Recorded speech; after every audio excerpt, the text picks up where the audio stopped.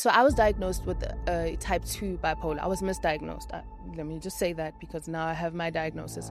But I was misdiagnosed and put on the wrong medication, right? So I wasn't even supposed to be on this medication in the first place. In 3 days, I was induced in a coma, and I woke up 6.5 weeks later.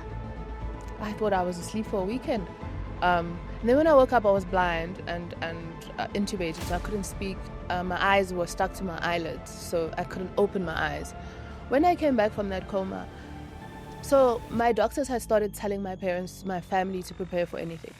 I had less than 5% chance of survival. They had expected my organs to fail because people don't stay in comas for that long, and they usually don't wake up to live. Like usually they're brain dead or something like that. Their organs fail. I didn't have skin over 75%. So from like here, I didn't have skin. I just had like sort of, see this color? This is how my body looked. Because I thought I was dead, actually. I actually thought I was in heaven. I was dying in so many dreams. I eventually thought when I woke up, I thought I was dead.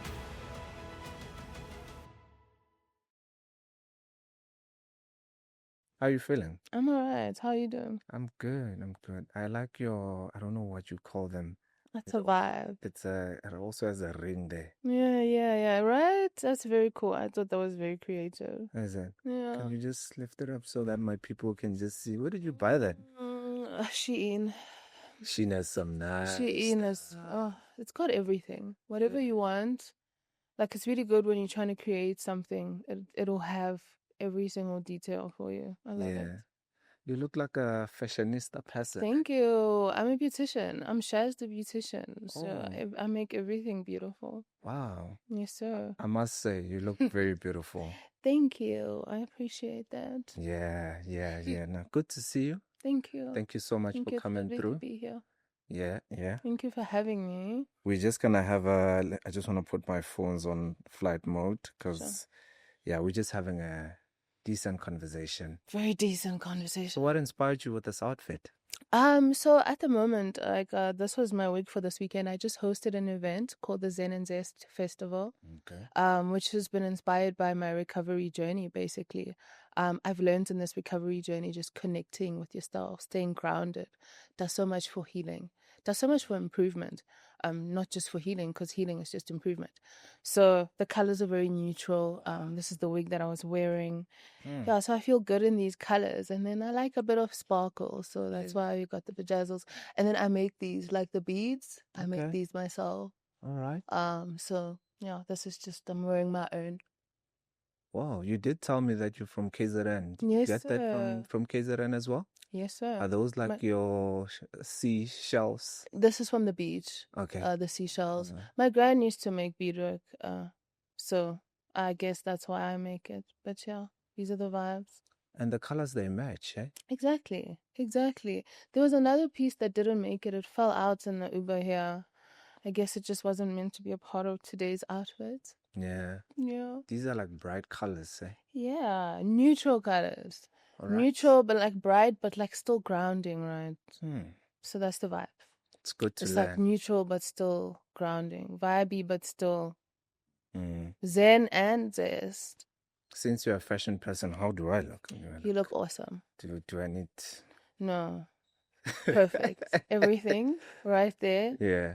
Keep it that way. Maybe because I thought maybe the screen and also the shoes as well. I mean, you know what? There's always room for improvement, but you look great. For today's purpose, it's the one. Please tell me about yourself. Who are you? Where are you from? Oh my gosh, such a layered question. Like where do I start?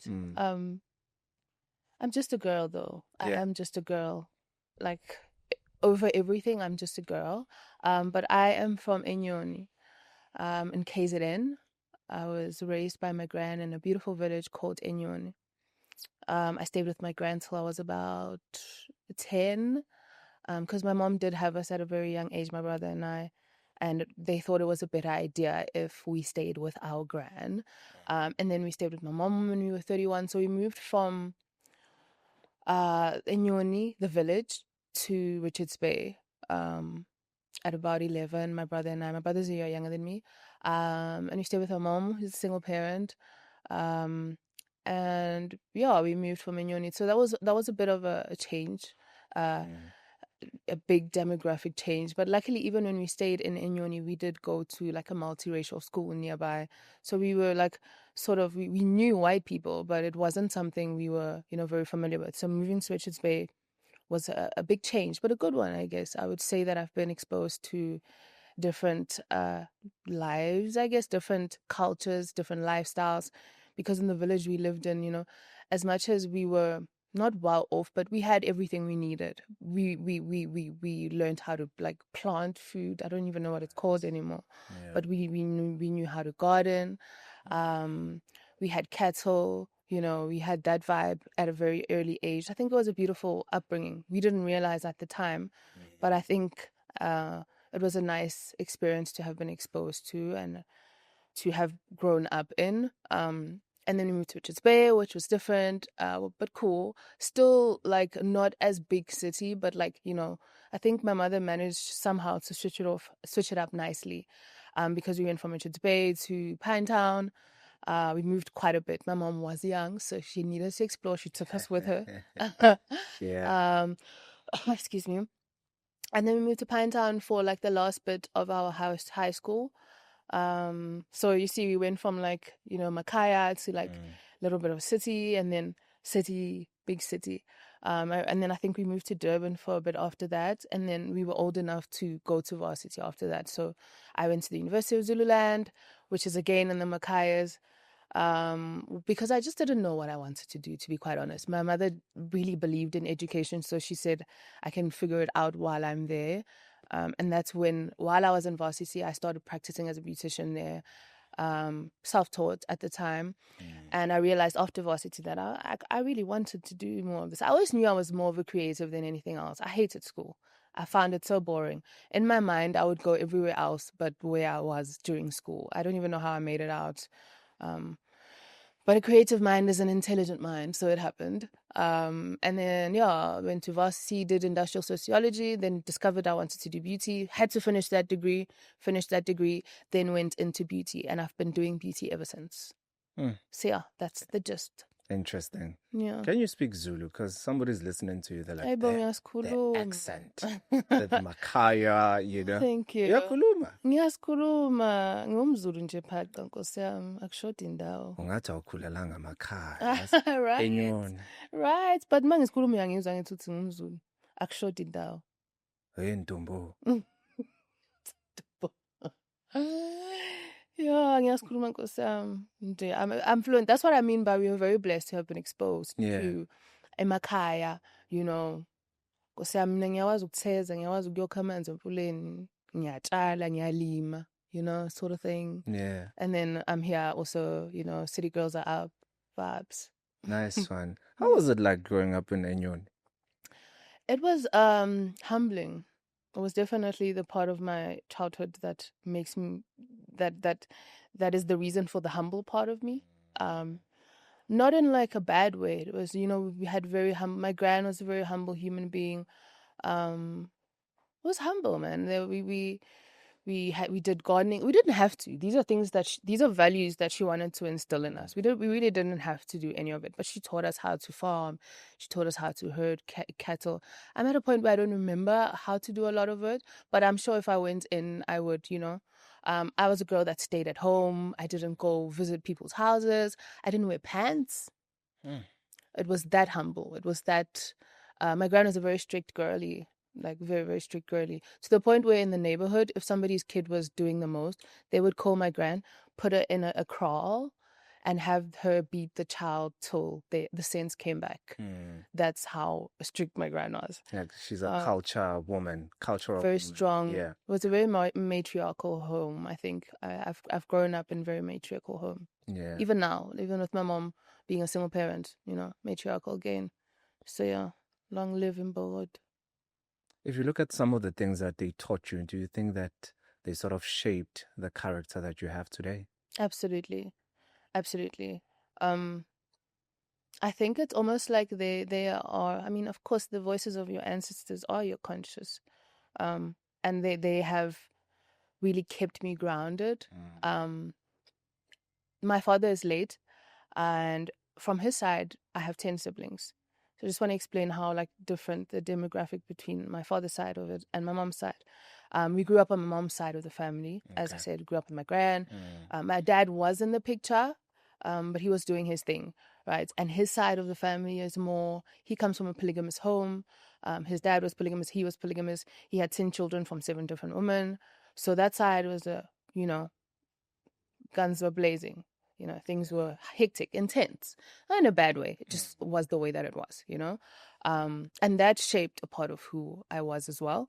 And we have my mom's side of the family, which is my grandfather passed away late, but she was, it was a home. She was married to my grandfather, who passed away. My gran raised all of them very strong. My mom has 7 sisters. She has 5 sisters who raised me as well.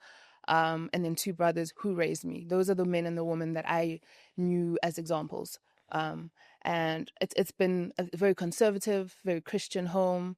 Going to church every Sunday, don't wear pants sort of thing, just do the right thing sort of situation. And that has really kept me grounded. It's been, as I said, it's almost like they are my conscience. Like when I'm doing weird things, they are the voices that keep me grounded. They're the voices that say, yo, you're doing too much right now. So absolutely, I think that has grounded me, and that makes me the person that I am. Even throughout this whole experience, they have been a huge part of it. I draw my strength from it. I draw my strength from them. So absolutely, yes. Yeah. Somebody's just looking at you on their phones, on their tablets, on their PC or TV, and they're looking at you like, this lady looks so beautiful. But there's just 1, 2, 3 things there that maybe they may want to know of what happened to you. What's going on? Yeah, like what this lady has. Let me just say this: your eyes look beautiful. Thank you. Yeah, they're even better than mine. Your eyes are like, a little bit Fancy bluish. Yeah. But yeah, tell me, what happened to you? Weird thing happened. So there I was living my best life, right? Trying to live my best life. I just turned 30. And I was learning all this information, right? We are living in the era of information. And I feel like a lot of us learn the information and take it in. And part of the procrastination to move forward is taking in the information. I feel like I was at that stage of my life. I was learning about all these things that all of these people are doing who are much younger than me. I felt like I was so left behind. I felt like I was just really struggling. I was really affecting my mental health because I was pushing too hard. I was trying to personal train. I was trying to do a lot of things at the same time. And I was struggling a lot mentally. And my mom, fortunately, and I feel so blessed that she is this way as a Black parent in KZN, understands that one can have mental health struggles. And like it wasn't the first time I struggled with my mental health. I had struggled a few years before that, and she was the one who had suggested that I go to therapy. So at that time when I felt that struggle, I felt like therapy had helped me that time, and I felt like in the struggle that I was having, I would be able to sort of unpack what was going on and be able to move forward without all the turbulence that I was feeling. So I spoke to my mom about it, and I said that I feel like I'm really struggling with my mental health and I need to, go to therapy. And that's what happened. I went to therapy, and the therapist that I was seeing could only see me for a few more sessions. We made the decision that it was best if I was admitted into a mental health institution because what I was struggling with needed a bit more work. Okay. So he got me admitted into a mental health clinic. And unfortunately, when you go into a mental health clinic, they will put you on medication. It's a hospital. They will medicate you. So I was immediately put on medication. And one of the medications that I was put on is a medication called Epitech. And within that medication called Epitech is an ingredient called lamotrigine. That is the ingredient that I reacted to. About 2.5 weeks after that, I was discharged from the hospital, and my dosage for that Epitech medication was increased to 75 milligrams. On that day, I started getting a fever, and that was the day I started reacting and having the reaction called Stevens-Johnson's syndrome and toxic epidermal nucleosis, which is what I ended up having. Stevens-Johnson's being like an example of what this looks like is the difference between Stephen Johnson's and toxic epidermal nucleosis is Stephen Johnson's would be like the HIV, and toxic epidermal nucleosis would be the AIDS. It's the worst version of it. Okay. So I started having that reaction on that day that I was discharged from the hospital. So your body was rejecting the medication? Yes, the body rejects the medication, and how it does it is basically your immune system attacks itself. And how it does that is by burning itself from the inside out. The layers of the mucosal membrane layers of skin separate through a chemical burn. So it'll start burning from, that's what I thought was a fever. My body had started burning itself from the inside out. So on that day I had the reaction started, but I was not told that this was even a possibility. I would not have taken that medication if I knew that this was a possibility. And the crazy thing about this medication is that, so I was diagnosed with type 2 bipolar. I was misdiagnosed. Let me just say that because now I have my diagnosis. But I was misdiagnosed and put on the wrong medication, right? So I wasn't even supposed to be on this medication in the first place. And I would have not taken it had I known that this was a possible thing. When I have conversations with health practitioners, I'm like, how am I given a medication where the side effects are so much worse than what I was being treated for? You know, I would have never gone on it. So I didn't know that it was possible. So I didn't think that I was having a reaction to the medication. But I did realize I was having a really bad fever. I was burning up, right? Following day, I went to the doctor. The doctor said I had a fever. I didn't disclose to the doctor that I'm on this new medication because I didn't know. I feel like also we are a bit like reckless when it comes to medication. We do need to do our research. This was my mistake as well, you know, and I would suggest to the next person that if you're on anything, the reason that note is in there is for a reason. Have a read and decide if it's worth it. But at that time, you were just trusting these people. I was in hospital as well, you know. I was in a hospital. I would have done the same thing. Exactly. Trust me. Yeah. I mean, most of us would. I'm just saying this as like, this is a precaution that we need to do better with this. But I mean, I was in the trusted hands of nurses. I was being handed this medication, given a glass of water and told to drink it every day. I didn't even have the box. Are you serious? No, I didn't. When you're in a mental health clinic, let me tell you this. They don't trust you to take the medication because some people don't want to take it. Okay. It's a very interesting place. Some people don't want to take it. So they give you the medication. They hand it to you. You guys stand in a line after you have lunch or dinner. They medicate you hard there. Okay. You stand in the line and they give you the medication and you take it. They wait for you. They watch you drink the water and give back the glass and open your tongue and lift up your tongue. And then you can go. Pardon me, before you continue. How was it like there? I've never been there. And I've always asked myself, how is it like that? It's a very cool experience. I won't lie. The reason I went back is because it was a cool experience.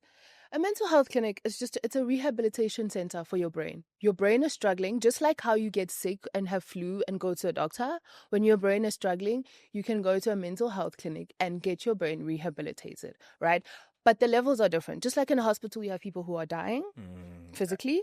And in a mental health clinic, there are people who are well far off, you know, where it's stable. And there are people who have gone through like experiences that that they're going through a rough patch. There's so many people, it's such an interesting space. When you come in, it's just regular people. When you come in, they're like, hi, how are you? You tell them your name and they're like, yo, what are you in for? Because like a lot of people are in for like some people's like, I'm in for anxiety, this and this happened. Some person's like, you know, there's people who lost people in like very traumatic ways. It's different experiences. And then there's people who are off the rails, like, you know, who are there. They might not come back from where they are mentally, and so it's very cool. Sure. And you spend your days basically just talking about your experiences. The nice thing is most of us are strangers there, so the people you see there you probably will never see again. It's a very safe space for you to just vent about your experiences, to vent about what you're going through. That's what we do the whole day. We have like classes in between. Like you have breakfast and then you have like a class with a facilitator.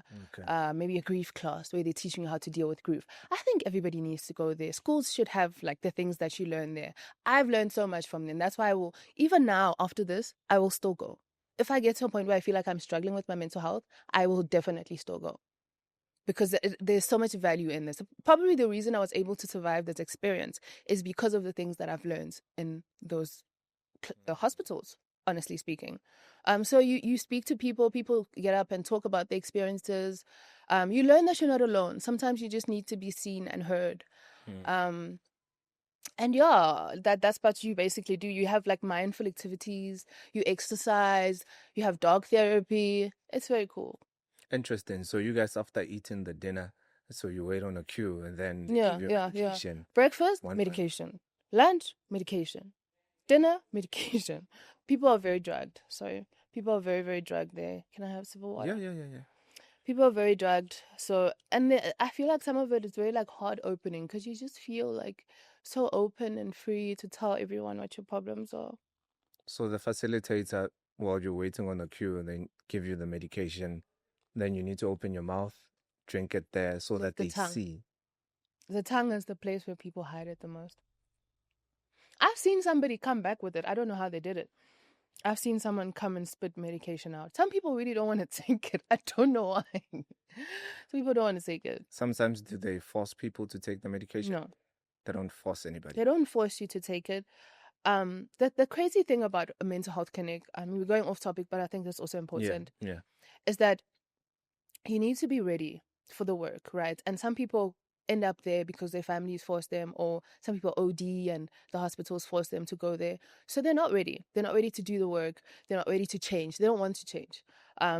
So the medication is part of the work. Like it numbs the things that take them away from focus. So they don't want that. So they don't take the medication. That's why they don't take it, because they don't want to change. Yeah. So are there people there? Obviously, they give you guys pills. Some people there, have you not seen them getting an injection by chance? I have. They have to tranquilize certain people. Some people get like overly, or whatever they're going through. It's different levels of the spectrum. Mental health conditions overlap, and it's a lot.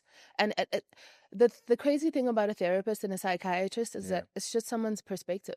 It's just someone who has knowledge, more knowledge than the average person. However they decide to perceive you is how you will be medicated, and that can be wrong. Our experiences do shape our perspective in some way, and that can be wrong. So I'm not saying that it's wrong all the time. They do amazing work, of course. But part of them medicating people is them trying to figure out what works for you. And sometimes it doesn't. Sometimes they give someone medication and they get worse. And they get overly excited or overly depressed, overly suicidal, or whatever their problem is can get worse. So sometimes they need to like tranquilize people and stuff like that. I do know somebody who's a nurse, and they did tell me that sometimes medication or your body can reject medication. And sometimes it can get to a point whereby your body just gives up. Exactly. It can't handle the medication. And you could die. You could die. It's crazy how dangerous medication can be. It helps. I mean, it's for my recovery, I've been on a lot of medication. And it's been amazing. But it's also medication that put me in this space. So I went to a doctor the first day I had the fever. It just felt like I was having a really terrible fever. I was burning up badly. And I felt physically hot. Like it felt like a fever. That's the thing. Like, what do you think? When your body feels hot, it's a fever. That's all we know, right? And so I went to the doctor, and the doctor said I had a fever. But I didn't disclose that I was on this medication potentially. But my symptoms got worse very quickly. It went from like a fever, and that night I broke into hives. And every time I would scratch, like my skin would break out into hives. There would be like these blisters. But it started mainly like in my face and in my neck. And I was on Google that night. I was on Google the whole night, like trying to figure out. I knew something was definitely very wrong. I knew something was like very wrong, but I mean, what could it be? You know, I didn't think that something like this existed. Like the horror that I experienced, I had no idea that something like that even existed. I researched, and Stephen Johnson's came up.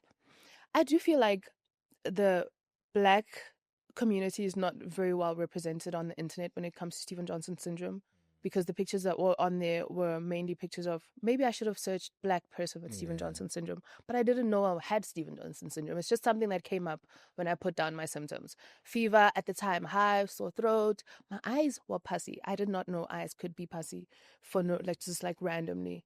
But apparently it the same way it chemically burns you on the inside, it starts chemically burning your eyes if they are affected. So that's why that was happening. I couldn't walk at some point. The blisters started to form underneath my feet. This is like in the second day.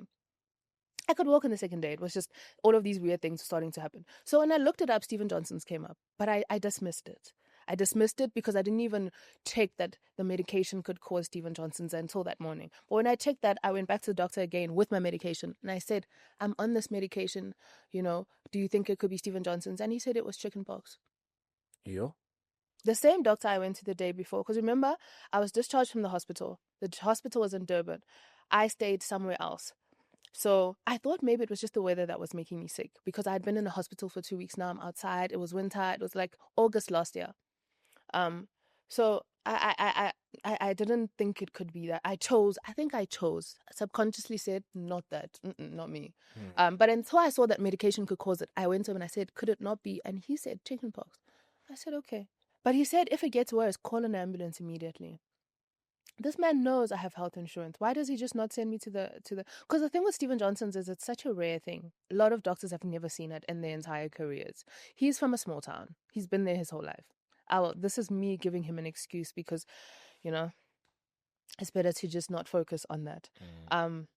Yeah, he said, I have chickenpox, and he said, if it gets worse, call an ambulance immediately. He even said it moved very quickly though. Like he said this, but in his mind, no, he didn't decide to take the precaution. So again, I was let down by the health department, the health workers, and the health department as a whole.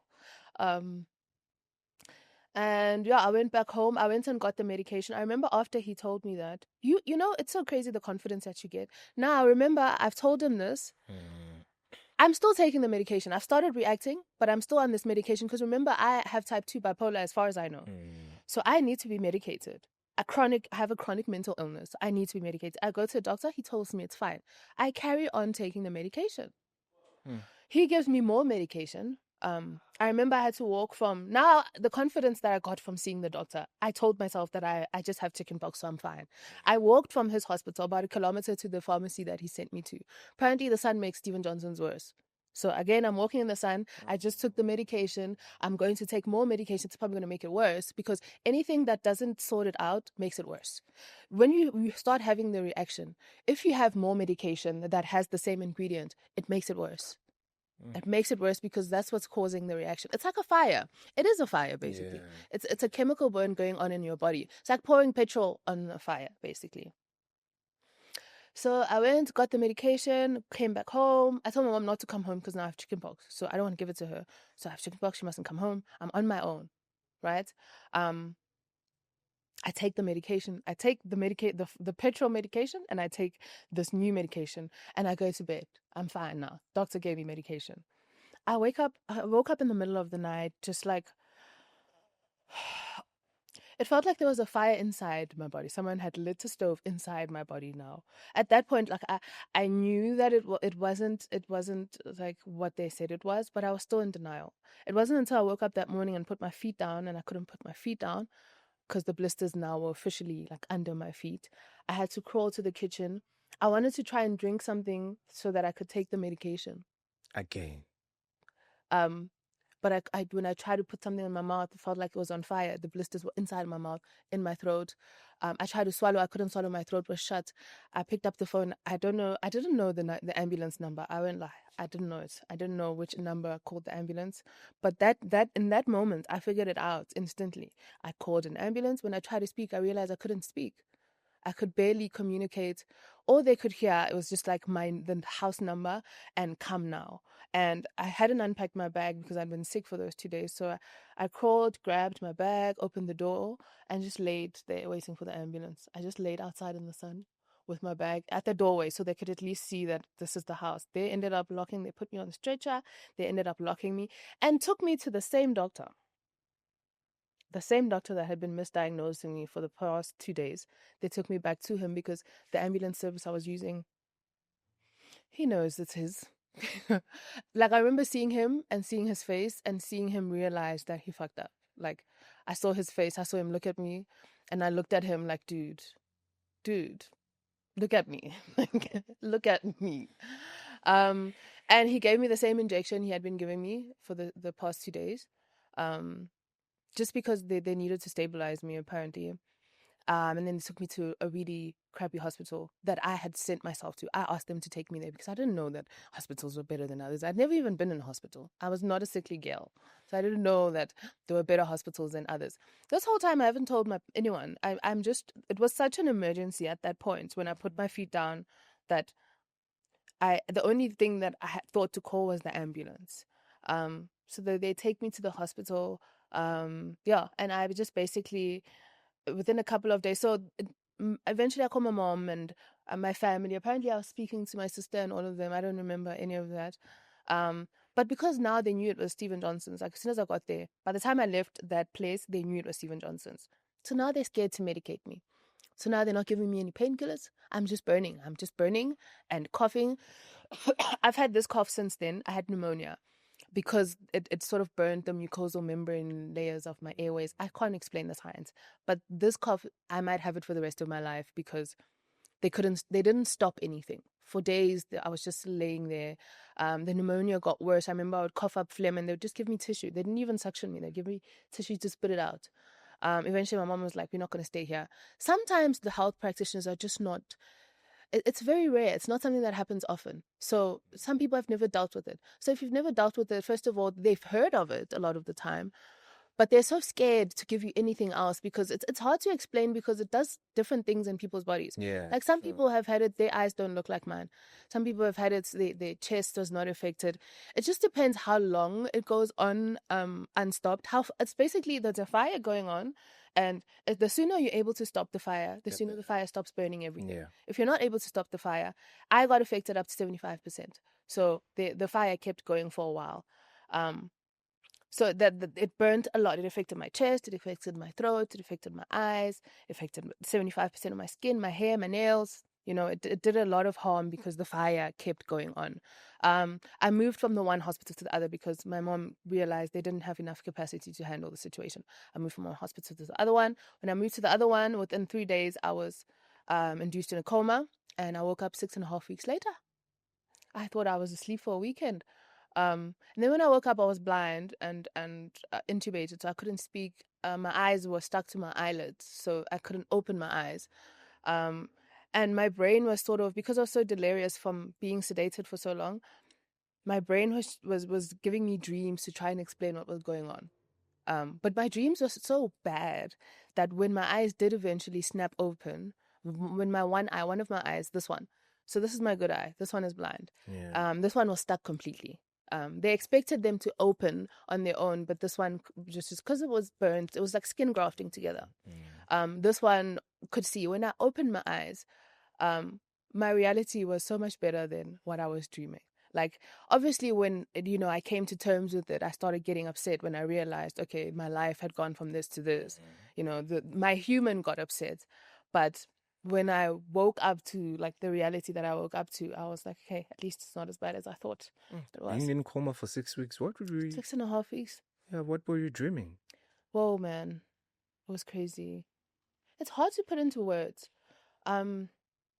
First it started like, I knew I was in a hospital. All my dreams, my brain kept reminding me that I was ill. I was not okay. Yeah. And I knew that it was my skin. But in my dreams, like, it started off when I was on Earth.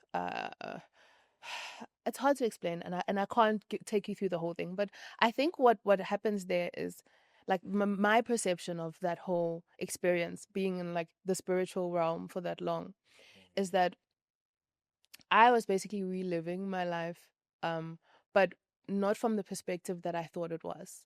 A lot of what I realize now, that a lot of what I thought was real was not. Like, I don't know how else to explain it except for like that. Like I thought there's a lot of love that I thought I didn't receive. My subconscious basically and my conscious were together for 6.5 weeks. And a lot of what I thought was real was not. And I was basically shown that. I was being shown that in, like, dreams, basically. I spent a lot of time with, like, towards me waking up, I spent a lot of time with people who were no longer, like, alive. That was very cool.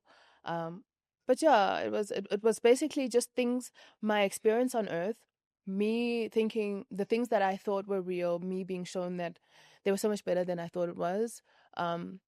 My perception was I was seeing things from a place of gratitude in my dreams. Okay. Than the place that I was seeing it in when I was still alive. Even when I was living before. Oh gosh, now it sounds like I died. How do I explain it? I feel like I was reborn through this experience. Okay. I feel like I was honestly reborn through this experience. The person that I was before this is very different to the person that I am now. So the way that I had seen things before is very different to the way that I see things now. And it's mainly because of those dreams. It's mainly because of the closure that I received within spending time with the people who had passed, and just knowing that I could have also not come back to this experience. When I came back from that coma, so my doctors had started telling my parents, my family, to prepare for anything. I had less than 5% chance of survival. They had expected my organs to fail because people don't stay in comas for that long, and they usually don't wake up to live. Like usually they're brain dead or something like that. Their organs fail or something like that. It's to a point where your body's been asleep for so long, they don't expect it to recover at all. So the fact that I had and when I woke up, my vital changed so much that they were telling me, like, it's so crazy. Your vitals are looking so different to what they looked like a week ago, and like we're so hopeful, and we don't know how this is happening. So when I woke up, I knew that something crazy was happening. Something like miraculous was happening. And then the dreams, I kept remembering the dreams. And then, I knew things that I didn't know before. I knew things that happened when I was in the coma from my dreams. Like, it's very crazy world to experience. What are some of those things? Just name one. No, it's not even like things that are, like, I knew my brother was going to have cancer from my dreams before he had it. When he had it, it wasn't a massive shock to me. When we found out he had it, it wasn't the biggest shock. I didn't know he would have cancer itself, but like I had dreams where he was sick with me, but a little bit after me. I met people that I only met after. Like the people that I've met, and when I experience the energy, it feels like there are people that were in my dreams. I met, like, I don't know how to explain it. It was just events that happen now. When they happen, I'm like, oh, okay. Like I had a dream like this, and there's things that I still think about now that I dreamt about, and then like they will happen, and it'll be like, oh, that's what was happening in that dream. Even with my chance to live, there's a lot of things that I did that were not good before I got ill, right? By not good, I mean I'm young, I've had experiences, I've done bad things. The only way to do good things is to do bad things. So you can know that that's not for me. That's not a good thing to do, right? I'm not saying go out and do bad things on purpose. I've had experiences that some people would say I should not have had. And a lot of like my dreams were like, elders in my family telling me that you need to sort this out. You need to do better at this. And since, being in recovery and sort of no longer engaging in the cycles that I used to engage in, everything else has just sort of fallen into place perfectly. I'm so much happier now than I think I would have ever been able to be before I had this experience. So after coming back from coma, how were you feeling? Confused, so crazy, so delirious. My mom was having a time. So I was intubated, right? Because I had no skin on my face, they couldn't give me oxygen this way. I just needed help. My nasal passages were closing. So I was intubated. I couldn't speak. And they didn't know if I would have enough oxygen. They weren't sure I was going to stay conscious. I didn't have skin over 75%. So from like here, I didn't have skin. I just had like sort of, see this color? This is how my body looked from all this way down. Like if you see my pictures online, you'll see like that was the situation. So it was everything that was going on, they were sort of just trying to see if it would work. And, somehow, by the grace and the miracle that is my life right now, it worked out. So they kept me intubated for a while. So for 2 weeks, I was confused about so many things. I did not understand what was happening. And my mom had to try and figure out what I was trying to sign language to her. And she was so frustrated, and I was frustrated. And also, the sedations will make you very crazy. Your brain's also been asleep for 6.5 weeks. You've been dreaming all of these things. You don't know what's real and what's not. And because what would happen in the dreams is that I would have like a dream, like that's probably trying to show me something, and it would get really intense. Like I would get really, I feel like it's a personal hell. Whatever you're scared of, in those coma, they call them coma nightmares. You will have that experience over and over again, and then it would just switch, and you would fall into another dream. So when I woke up from the coma, I thought it was just another dream. And every time I fell asleep, I thought I was going into another world. When I woke up, I would forget what I dreamt about. It was so annoying. Until I realized that, okay, I'm in a hospital, because that was happening over and over again. So my brain eventually realized, okay, so you are alive. Because I thought I was dead, actually. I actually thought I was in heaven. I was dying in so many dreams. I eventually thought when I woke up, I thought I was dead. Until somebody asked me, like, have you seen your mom? And I was like, oh, mom, okay, I'm still alive. My mom was by my side the whole time. Like, in my coma, the nurses told me that your mom would arrive here before she was even supposed to be inside here and leave. They would have to switch the lights off in the passages so that my mom would leave. For 6.5 weeks of just me still being asleep. When I was awake, she was there the whole time. So she was the one busy just trying to explain what is happening, trying to understand what I am saying. And then, like, every time I would realize what was going on, my blood pressure would go up, and then it was a horrible cycle. So yeah, I was just trying to make sense of what was going on, pretty much. Eventually, it started making sense, kind of. They had a lot of specialists come in. They had a lot of specialists, because now, like, I don't have skin. I can't walk. I can't talk. I can't do anything. The muscles in my bodies have all died down. Everything is dead. I don't have anything. I don't have nails. Like, if you touched me here, that was like the most painful thing. I remember they kept trying to put like machines on me, but because I didn't have nails, it was such a problem. I still had open wounds and some of it, because what would happen is, in the 6 weeks that I was induced in a coma, is the Stephen Johnsons would like bubble up skin, and then they would have to remove the skin so that it doesn't heal like all mushy. So they would take me into theater, remove that layers of skin wherever it was affected, wrap me up in these bandages that was supposed to be like sort of a skin barrier until my own skin grew. Until they were able to stop the infection. I think they were able to stop the infection at about 4 weeks into the coma. When they were able to stop the infection, then only was my skin able to start healing again. So I was wrapped up like a mummy. And my mom was coming to see that every day. Like, even my eyes, they had like patches on my eyes because everything was affected. And then I would swell up because now I don't have skin. So now everything is imbalanced. I would swell up, everything is infected. I would swell up and be like this size. And she would come in every day to come and just witness that. Yeah, so when I learned all that, when I woke up, they started explaining, showing me pictures. I realized I was very lucky to be alive, right? I went from wanting to die, because I remember when I woke up to all of this, I was like, I'm not doing this. Like, no, there's just too much. I'm just a girl. I'm not doing this. But then when I learned like how far we had come, like they were very strategic about the people that were around me. I always say, like, you will always be given what you need to survive any experience if you choose to observe in the grace that you've been granted. Because the timing that they chose to always tell me certain things, I didn't know I looked the way that I did in my face initially. For like, I think like 2 weeks, I didn't know. So at first I was just like grasping that I'd been asleep for 6.5 weeks. That I had been wrapped up the way that I was, for weeks. It took like repetition. Repetition is amazing because they had to keep explaining that for about 2 weeks. And then after 2 weeks, I got a bit stronger. I started to eat again. Food is strength. The first day I had like a spoon of yogurt. Wow. I came to life. I promise. Food is amazing. I don't even know how I survived without eating for 6.5 weeks. But they had that pipe down my throat. So yeah, I was just like realizing I was so happy to be alive after 2 weeks. I was so happy to be alive. I remember this state of like bliss. I don't think I've ever felt that like in my life. I think probably the last time I felt that was when I was a baby. That's why I feel like this is such a rebirth, because I was just like so happy about everything. I was so grateful for my mom, for my family. I remember the first time I called so what they did for me was they still didn't stop intubating me because they were still afraid that I wasn't going to be able to breathe. So they brought I had like a physio who was teaching me how to speak. They're amazing at that hospital. Albanese Hospital is amazing.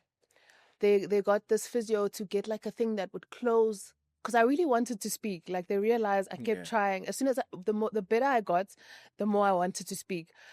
So they got me this device that closed the thing and gave me this artificial voice from like the windpipe that I had. And I remember calling my siblings and like speaking through that, and they were so happy. Oh, I'm getting so emotional just thinking about it. I remember like we all cried, and because it was a really terrible time for my family and I. Like, I think for 3 weeks they were just being told like anything can happen, you know. And I just realizing like them, how much they had been suffering through all this time. When I saw the pictures, I was like, I don't know if I would have been able to survive someone so close to me going through something like this for so long. Because if you looked at I remember for like the weeks that I was in hospital, surgeons would come in to have a look at me because they thought they had written me off. They thought I wasn't going to survive it. And because it's a skin condition, like the reaction is in your skin, it looks so hopeless. It looks so hopeless. Imagine seeing someone without skin who's swollen. That person looks dead, like, you know? And for that to be going on for such a long time, weeks, and with the condition being so rare, they don't have information. They didn't know what to tell my family except for prepare for the worst. So I was so grateful. And so, like, I realized it was a miracle for me to be alive, you know, for a bit. For a bit, I was so grateful for like, and I mean, I don't think I've ever lost that state of gratitude.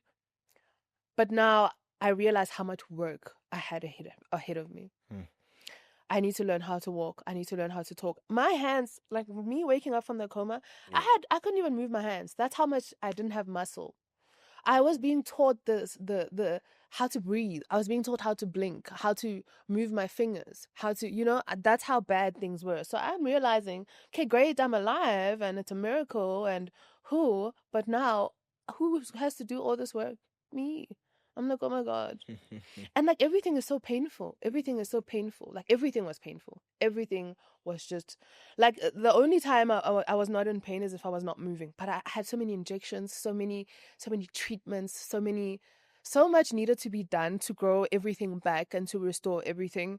I knew that there was so much work and I was just like really bored by all of it. And I was so scared because I didn't know what was going to happen or how it was going to happen. But I was so blessed as well because I was surrounded by people who had seen this go from, you know, that to them. Yeah. They would walk in and go, you look amazing. And I'd be like, huh? Like, what are you talking about? Like, they would walk in and tell me, surgeons and whoever had seen me in the process of these 6.5 weeks would come in just to see if I was really alive and go, oh my gosh, you look amazing. So I knew from that, I was surrounded by an environment that was saying that what your situation now, the state that you're in now, it's so much better than what you were in. So it's doable, right? So I was like, okay, then I have no choice. I had to do it. My mom was sitting there saying, I have been here for 6.5 weeks every day, you know? I had to do it for the people who had worked so hard for so long for me to be here. But I kicked and screamed and cried each and every step of the way. Okay, I cried and but I did it, you know, as much as it was. I cried though. I cried. I definitely didn't take it laying down. But yeah, it's been such a rewarding journey, this healing journey. Definitely. I thank God for your life. You and me both. Yeah, worse could have happened, eh? Crazy things could have happened. Like I've kept saying from the time I woke up, I could have woken up to a much worse. I could have woken up with no vision at all. I did go blind a few months later because the condition is pro-inflammatory. So if anything happens to sort of cause any inflammation, what it does is it also just quickly start healing itself. And what happened is I went outside, and this was my good eye. This eye, I actually had quite a lot more vision in this eye, but there was a lot of wind, and that wind dried up my eye. So it grew a piece of tissue overnight. And when I woke up the following morning, the doctors were all closed. So I didn't get, it was the 1st of January, so I didn't get help. So the doctors were all closed and I had to wait, and it just got worse and worse and worse until like I couldn't see anything. And I remember crying to my mom because I got to that point where I just wanted to go easy on her. She had gone through so much as like the only I mean, she had support from family and stuff, but she was the one next to me all day, every day. So I got into a point at that point where I didn't want to make everything that I feel her problem. Yeah. So I tried to, like, the thing with being sick for so long is also you end up, you want to dim things. You don't want to make it seem like a big deal when you have like minor things. But when I could not see, when I couldn't move around, I realized I'm going blind. I'm actually going blind. Like, I realized I needed to help. I was bumping into things. I couldn't walk independently. I still can't, like, with new places. I'm visually impaired. I'm legally blind, like, officially from that. But it was a lot worse at that time. It has improved I've gotten a lot of like surgeries and sort of devices. I wear these contact lenses, which are supposed to be like prosthetic mucosal membrane layers, because I don't have that anymore.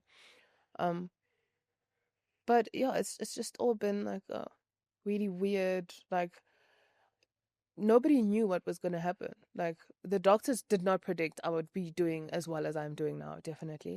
I always think that it could have been worse. I could be blind completely. There's people that have had it that are blind, you know? So for the little vision that I have, I'm grateful. For everything that I have, I'm extremely grateful. So I'm grateful. I'm definitely grateful. Did they tell you how they were able to eliminate the infection? They don't know. They don't know. I'm concerned. It's such a... I mean, even with finding out what had caused it, because I was on a bunch of different medications, that also is not something that is 100%, you know. The thing with medication being man-made is that the body will always react True. whichever way it chooses to react. They can try and predict, you know, they do their best. They honestly do their best. But the fact that it can happen is also, you know, they really don't know. They don't know. They tried a bunch of things. They tried. They took me into... Those doctors at that hospital and those nurses, they tried. It's because my mom was also there. Like, you couldn't let her down. She would tell them, like, my daughter's going to live. Like, they'd be sitting there trying to tell her, like, we've tried everything we can. We don't know. We are expecting anything at this point. And she'd be like, my daughter's going to live. I don't know. You know, when you talk about faith like potatoes, that's my mom. That's my mom, 100%. She would just be like, my daughter's going to live. So please just go there. God is with you. You are a vessel of the Lord. She would tell that to the doctors. Yeah. She'd tell that to the doctor. She'd tell them that you're a vessel of the Lord and the Lord is working through you. The Lord is the one that gave me this child, and I have asked him to keep my daughter. So you just go and make it happen. I feel like there has to be more research when it comes to mental institution medication. Definitely. Because not all bodies are the same. Bodies are not the same. I mean, like, I was telling you that I know a nurse that they know for a fact that sometimes they would give a person medication and their body would reject the medication. There's a lot of negligence that goes on with medication, you know, just especially with mental health hospitals. I feel like they get away with a lot of things also because they can always just claim that we are unstable, you know? They can always just claim that. That's the biggest, they're unstable. That's it. Done. Case closed. Because how do you account for your actions and how do you even account for that? You know, how do you say, I didn't know about that when apparently you are unstable? You are so unstable that you are in a mental health clinic. So you can't tell us anything. It's a very tricky case.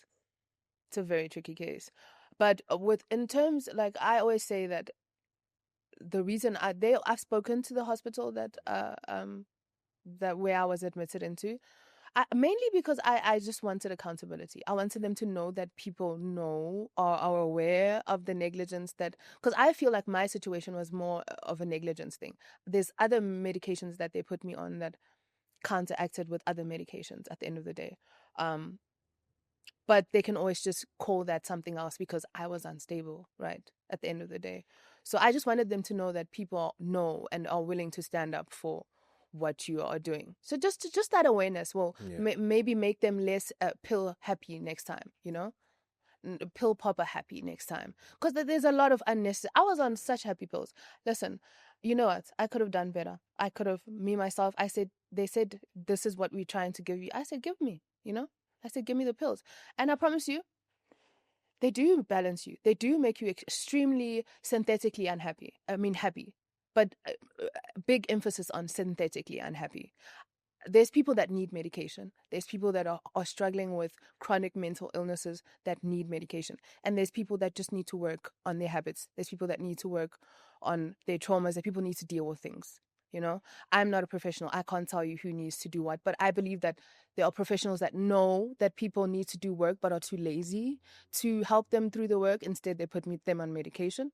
That is, I will always advocate for that. I will always say that there are problems that need medications and there are problems that don't. Obviously, I can't say which ones, but you can't have everyone on medication. Like, True. If you went in now, they would put you on medication. You would be on medication, not one. So, what's up with that? How were you able to deal with your confidence? I mean, like, I'm sure you looked yourself into the mirror. Oh my God. And you saw that there's a difference. Now you see me now. This is beautiful. I think I've also just fallen so in love with myself for the work that I've been doing through this whole experience. But initially, I will tell you that I'm happy that I went blind that time because seeing my reflection was not doing me any good. I got into a stage where every time I looked at my reflection in the mirror, I would feel sick. Like it would take so much energy out of my day. And I mean, obviously when I went blind, I was traumatic and it was scary. But looking back now, when I started to see again, the person, I was so grateful, first of all, to sometimes you need to lose a little something to know what you got. Okay. Because when I saw myself again, I was so excited that I can see myself, first of all, that the reflection that I saw, I'd healed as well, obviously, because I think I was blind for about 2 months. So when I started to have enough vision to see myself, and how it works is, it's just think normal person's vision is like clear. My vision is like blurry. Think how you can see through a lace curtain. This one is a thin lace curtain. This one's a thick lace curtain. So when I saw myself, I was like, oh my God. But having worked to heal for as long and as much as I did, I was so grateful that the confidence came from the work that I did. My confidence now doesn't come in the way that I look. I mean, sometimes it does, but I even love the way that I look because these are the scars for the battle that I have fought and won, like hard, actively, consciously, every single day, every single moment of every day. So that's where my confidence comes from. I think I used to be I used to think that I was not, but I was a very superficial person. Looks were very important to me, and I had to learn to create a beauty in me that was real. I realized also in the very long stillness that I've had in this healing journey, I was still, okay, still because I couldn't move. That's how still I was. But in those moments, it was such meditative moments, such beautiful, I don't know, my subconscious, I was open. The veil between my subconscious and my conscious was wide open. And I saw myself for the first time, and I realized I was not a beautiful person. And there were things that I had to, I was healing on the outside, but I was healing more than anything on the inside. And I saw that I was not a beautiful person, and I decided that I was going to make myself a beautiful person. Beautiful, not in a physical way, the type of beauty that you feel, the type of beauty that you don't question. The type of beauty that I wasn't going to question, the type of beauty I could have, infinite confidence in knowing how deeply rooted it was. And I worked on that every day. I meditated on it. I journaled on it. I moved my body in ways to, connect with myself, in ways to heal myself. It's such a, long story, obviously, but my confidence took the biggest knock, and blindness was a scary but big part of. Sometimes you think you're being, destroyed, but you're being, nudged towards something better than what you had before. So I mean, sometimes I'm human. Of course, I have moments where I'm like, but I've looked at myself in so many ways. I'm still looking at myself every day. I'm still learning things about myself every day. But what I have seen now, I've worked on, and I'm working on every day. So I'm happy. My confidence is very deeply rooted. I'm inspired. Why, thank you. Yeah, I don't think if I had to go through what you went through, I was going to be here. You say that. Yeah. I would have said the same thing if you asked me this a year ago. I think you're one of the strongest people that I know. Thank you so much. I know myself. Trust me. That's why I'm saying that. You know yourself now. Inspire me. You actually put something inside of me. Oh, whatever that the world throws at me, I need to stand. You can. It's just a choice, and the tiniest baby steps like towards it. I learned a thing about baby steps. They go a long way. Like 2 minutes today is like your whole life tomorrow. You know, you spending 2 minutes aligning with something can change your whole life. Aligning or just one decision, you sitting there and making that decision and just staying conscious with that decision every day. You know, I was desperate. I was definitely desperate. I was put in a place where it was either I was going to, this was a very conscious choice. There was a day where I was sitting down and I was miserable. I was miserable for months initially, right? First it was bliss. Whoo, I'm alive, miracle, whoa. Then it was like, what is this? What am I going to do with this? Like, you know, and the reality of not knowing is the most difficult thing to detach to. As soon as I detached to not knowing, as soon as I detached to not having control, I realized at some point we actually don't have control. Actually, we think we do because we think we know what to expect for the following day, and then the most part it works out that way because we've already predicted that it will be that way, right? But I was sitting there miserable, and I was like, I can't have this anymore. I can't. I've had 3 months of misery. I can't have this anymore. I can work towards something better. And I had been in therapy, so I knew that you could reprogram your brain, right? So I went to I researched it. I realized just like everything else that I didn't know how to do, I've learned. There's somebody else, whatever you're going through, somebody else has gone through the same experience and they've documented it. So hlanganisa what you can. Have a look there, read there, take the knowledge with your challenges and come up with something. That's what I did. I literally sat every day, 5 minutes. First it was 5 minutes, then it was 10 minutes. I literally told myself I'm going to work on it 5 minutes this week. Then I would tell myself, because that's all I had to do. My only responsibility was to heal and get better. I realized like that's all I'm doing. So let me actually just do it. You know, the sooner I get to it, the sooner it'll be over. And I said, I'm just going to get better. I'm going to have to. I'm going to kick this thing's butt. I'm going to make Steven Johnson's look stupid for what it tried to do to me. I realized also that I was healing. I realized in every moment I told myself that I wanted to be better. I felt better. And I knew from like, you know, I'd done meditation before. I'd gone to therapy before. So I knew that it's just reprogramming and rehabilitating your brain. It's just you making a conscious decision every day, doing some sort of ritual that reminds you of that, meditation, journaling, you know, whatever. And then just staying conscious of that through the day, doing things that align with that. And that's what I did over and over again. I did 5 minutes, 10 minutes, 30 minutes. And then now it's just things, it comes naturally to me. It's my life, you know, it's a part of who I am. So yeah. I think one day you should write a book called Reprogramming Your Mind. Really? You should. I'll think about it. You should. I'll think about it. I mean, there's so many things I want to do now. It feels like I was asleep and now I'm awake and I'm like, oh my God, I'm awake and I'm 30. What's going to happen now, you know? But I'm excited nonetheless. Have you got to a position whereby obviously you were misdiagnosed and you thought of, probably you got advice from certain people that maybe you should try to sort of sue people that got you into that position or even made it worse? Yeah. Did you get to that point? I was very angry at some point. I was very angry and I wanted to. That was one of the first things that I wanted to. But I very also quickly decided that it was so draining. It was so draining and I needed to preserve my energies for healing now.